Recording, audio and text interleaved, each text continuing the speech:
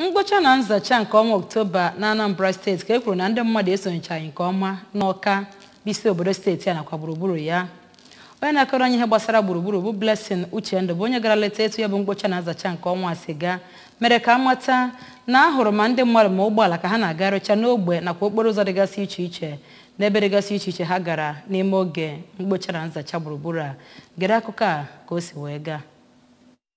Dịka a na-eneba anya na mkpocha na nzacha ahụ a na-eme ka chọpụtara na ndị mmadụ na ụgbọala bụ nke na-agacha n'akụkụ dị iche iche ebe ụfọdụ ụlọ ahịa nakwazi ahịa dị iche iche bụ nke eji igodo wee gbachi ebe ụfọdụ bụkwa ndị afụrụ ka ha na-esonye na ya bụ mkpoche yana ebe ndị na-ebu ife na steeti a bụ ndị Anambra State Waste Management Authority yanakwa ndị Anambra State Joint Enforcement Team bụ ndị nọgasị ebe dị iche iche fụ na ya bụ mkpocha na nzacha bụ nke na-aga ọfụma ka ọ na-agwa ndị nta akụkọ ABS okwu ka onye Managing Director nke Anambra State Waste Management Authority bụ Maazị Mike Ozemena kwuru na ya bụ mkpocha na nzacha nke ọnwa a bụ nke na-erughị pasentị 30 ma gbalụkwa iru nyegara otu ndị mmadụ esiro wee sonyesi ike na ya bụ mkpocha ma nzacha ọbụna dịkarịsịa n'ahịa Eke Awka ya nakwazi okirikiri ndị ọzọ ma kwukwazịa na ọ dị mkpa ka ndị mmadụ na-awụnye ahịhịa ha n'akpa wee na-awụpụ ya ka o wee nyere ha aka ị na-eburu ya ebe o kwesịrị. N'aka nke ya ka onye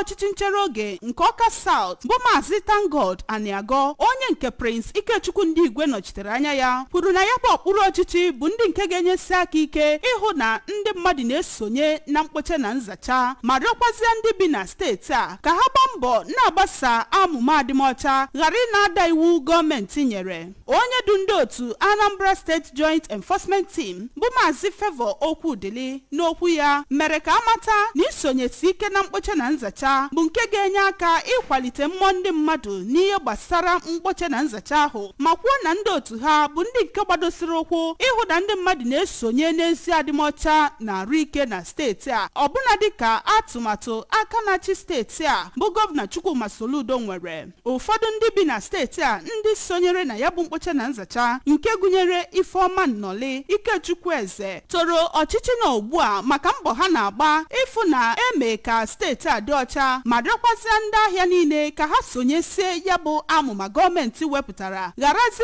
ị na-emepe ụlọ ahịa ha mgbe a na-eme mkpocha na nzacha. Onye dara iwu mkpocha na nzacha ahụ ejidere nke kwuru na aha ya bụ Nwaada Chinelo yọrọ ka enye aka na-agbasakwu ozi nyegara mkpocha na nzacha ahụ nke o kwuru na ọ bụ na eme ya otu a na ndị mmadụ ga-esonyesi ike na ya. Site n'Awka, abụ m Blessing Uchendu maka akụkọ ụwa ABS.